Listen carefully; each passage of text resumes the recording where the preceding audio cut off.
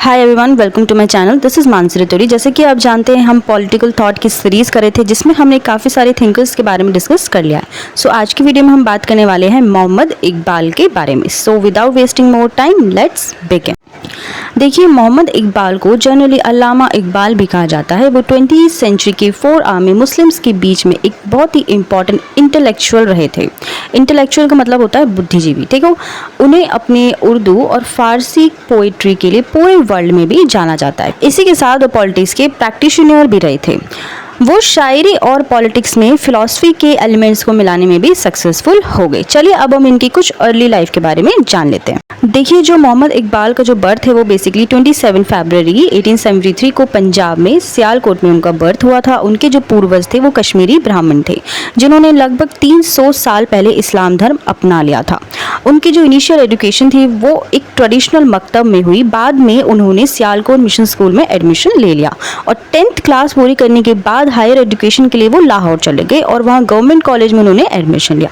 1897 में उन्होंने बैचलर्स पूरी की। 2 साल बाद उन्होंने मास्टर्स भी कर ली। इसके बाद वो हिस्ट्री और फिलॉसफी और इंग्लिश पढ़ाने के लिए ओरिएंटल कॉलेज और लाहौर में लेक्चरर बन गए, जहां उन्होंने 1899 से 1905 तक काम किया। वो यूरोप गए और म्यूनिक में उन्होंने पीएचडी की और 1908 में वो लाहौर वापस आ गए। ओके, चलिए अब हम नेशनलिज्म पर मोहम्मद इकबाल के थॉट्स जानेंगे। देखो, यूरोप जाने से पहले मोहम्मद इकबाल बहुत एक पेट्रियट थे, यानी नेशनलिज्म को बहुत ज़्यादा वो मानते थे। लेकिन जब यूरोप से वो वापस आए, क्योंकि यूरोप में बहुत ज़्यादा अग्रेसिव नेशनलिज्म को उन्होंने देखा, जब तक वो वहाँ पे रहे थे तब तक वहाँ पे उन्होंने अग्रेसिव नेशनलिज्म को देखा। इसके बाद जो है नेशनलिज्म पर उनका जो इंटरेस्ट है वो ख़त्म होता जा रहा था, ठीक है। तो उनका क्या मानना था कि कास्ट की वजह से लोग, धर्म की वजह से लोग बहुत ज़्यादा कट्टरता अपनाते हैं, जिसकी वजह से नुकसान होता है। उन्होंने एक सॉन्ग भी गाया था जो कि क्या था, सारे जहां से अच्छा हिंदुस्तां हमारा। ये इंडिया की मदरलैंड को उन्होंने उनका एक अल्टीमेट ट्रिब्यूट था, ठीक है। ये आपको पता होना चाहिए। ऑब्जेक्टिव टाइप क्वेश्चन में अगर इस तरह के क्वेश्चन आएंगे तो आपको ये छोटी छोटी चीज़ें जो है ध्यान में रखिए कि ये सॉन्ग किसने गाया, ठीक है। कई बार पूछा जाता है। ओके, देखो, बेसिकली मोहम्मद इकबाल ने पैन इस्लामिज्म का जो स्लोगन है वो बहुत ज़्यादा बुलंद किया। तो नेशनलिज्म के टेरिटोरियल और रैशियल कॉन्सेप्ट की जगह उन्होंने इस्लामिक यूनिवर्सलिज्म को सपोर्ट किया और इस्लामिक रेनेसां के मैसेज को उन्होंने सबसे ज़्यादा स्प्रेड करने की कोशिश की।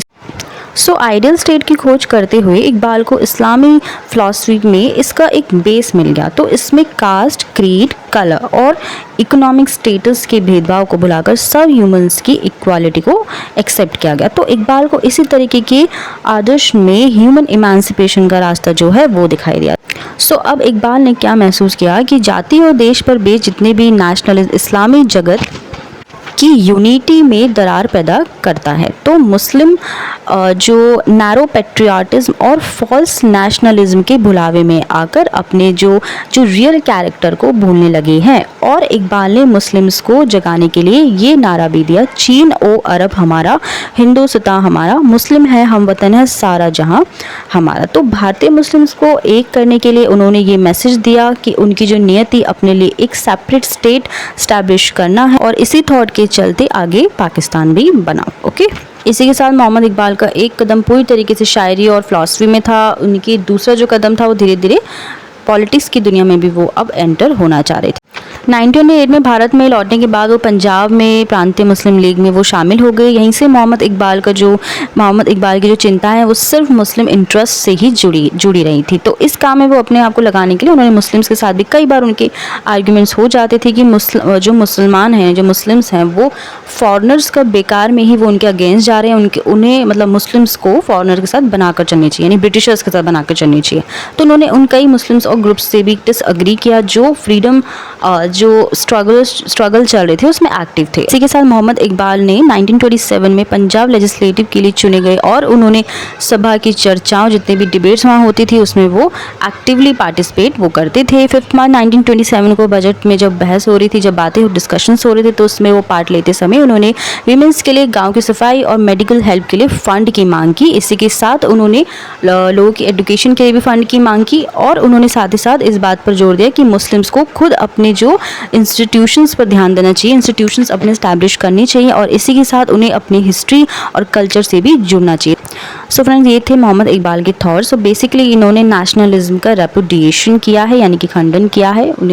उनको जो इंटरेस्ट है नेशनलिज्म में कब ख़त्म हो गया, जब वो यूरोप से वापस आए थे। तो आई होप आपको ये सारे थॉट्स क्लियर हो गए हों। सबसे ज़्यादा important exam point of view से रहने वाला है इनका जो नेशनलिज्म का कॉन्सेप्ट है, यही पूछा जाता है ज़्यादातर। और ऑब्जेक्टिव टाइप में मैंने आपको बताया है, कुछ स्लोगन्स, कुछ सॉन्ग्स, जो भी पोएट्रीज, ये आपको थोड़ी सी देख लेनी है। तो अगर आपको कोई भी डाउट है तो आप मुझसे ज़रूर पूछें कमेंट बॉक्स में। आप प्रीवियस वीडियोस के से रिलेटेड कोई भी डाउट है तो आप मुझसे ज़रूर पूछें। और वीडियो अच्छी लगी तो प्लीज़ लाइक कीजिए, शेयर कीजिए और मेरा चैनल सब्सक्राइब करना बिल्कुल ना भूलें। मिलते हैं नेक्स्ट वीडियो में। Till then bye bye, take care.